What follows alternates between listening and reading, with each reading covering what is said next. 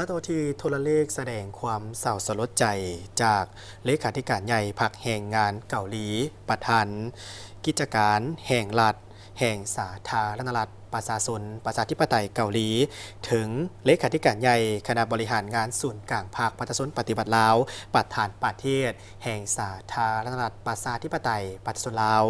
ต่อกับการมรณกรรมของสหายพลเอกคำไต่ศรีพันดรสหายกิมเจิงอุนเลขาธิการใหญ่พรรคแรงงานเกาหลีประธานกิจการแห่งรัฐแห่งสาธารณรัฐประชาชนประชาธิปไตยเกาหลีได้ส่งโทรเลขเศร้าสลดใจถึงสหายทองรุ้นศรีสุริต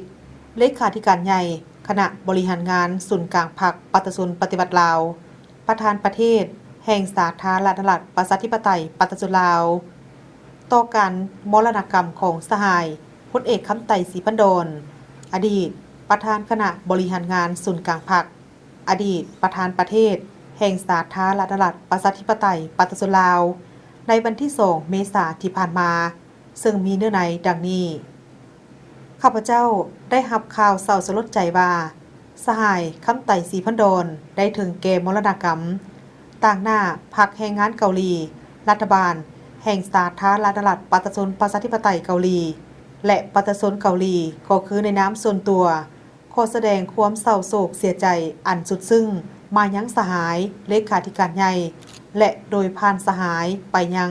พรรครัฐบาลประชาชนลาวและครอบครัวศรีพันดรข้าพเจ้าเชื่อมั่นว่าพรรครัฐบาลและประชาชนลาวจะผ่านพาความทุกข์โศกต่อการสูญเสียครั้งนี้และสืบต่อความประสงค์ของสหายคำไต่ศรีพันดรพรรครัฐและประชาชนลาวจะสืบต่อญาติได้ผลสำเร็จอันยิ่งใหญ่กว่าเก่า